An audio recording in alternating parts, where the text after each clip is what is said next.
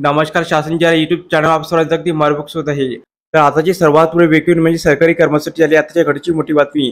त्या संदर्भात या एपिसोडच्या माध्यमातून संपूर्ण अपडेट आता आहोत. तत्पूर्वी मी आपला सांगू इच्छितो आपण चॅनलला सबस्क्राईब करायला आजच्या अपडेट सहित समजूतला सुरू करूया.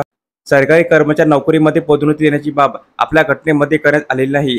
यामुळे सरकारी कर्मचाऱ्यांना पदोन्नती देण्याची पात्रता, त्यांची स्वरूप, त्याचबरोबर निकष कोणते असावेत याबाबत कायदेमंडळ व मंत्रिमंडळ निर्णय घेतील असा महत्त्वपूर्ण निर्णय सर्वोच्च न्यायालयाकडून देण्यात आला आहे.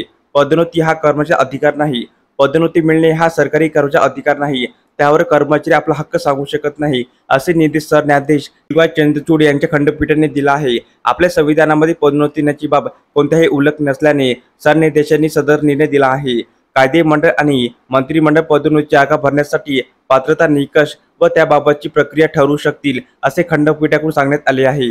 कामाचे स्वरूप, रिक्त जागा याचा विचार करून पदोन्नती देण्याची नियमावली तयार केली जाऊ शकते असे नमूद करण्यात आले आहे. त्याचबरोबर पदोन्नतीसाठी स्वीकारण्यात आलेले धोरण हे सक्षम असणाऱ्या कर्मचाऱ्यांसाठी योग्य असावी अथवा नाही याची देखील पुनर्लोकन न्यायालयामार्फत करण्यात येत नाही असे निर्देश देण्यात आलेले आहे. पदोन्नतीचे प्रकरण नेमका काय आहे? गुजरात राज्यातील जिल्हा न्यायाधीशाच्या निवडीवरून सदर प्रकरण सुरू झाले. सदर प्रकरणावर सर्वोच्च न्यायालयात टिप्पणी देत वरील प्रमाणे निकाल दिला आहे आणि कर्मचारी पदोन्नतीच्या कारणावरून न्यायालयामध्ये धाव घेत आहे. यामुळे सदरचा निर्णय हा सर्व प्रलंबित याचिकेसाठी लागू असणार असल्याचे नमूद करण्यात आलेले आहे. यामध्ये सर्वोच्च न्यायालयाकडून पदोन्नती देताना आरक्षणाचा दावा करण्याचा कर्मचाऱ्यांना कोणताही मूलभूत अधिकार नसेल असे स्पष्ट करण्यात आलेले आहे. आरक्षण हे पदोन्नती देताना विचार घेतले जाईल, परंतु आरक्षणामुळे पदोन्नती मिळावी हा मूलभूत अधिकार असणार नाही असे न्यायालयाने स्पष्ट केले आहे. तर अशा प्रकारे सरकारी कर्मचारी संदर्भात अतिशय महत्त्वपूर्ण अपडेट या एपिसोडच्या माध्यमातून आपण पाहिली आहे.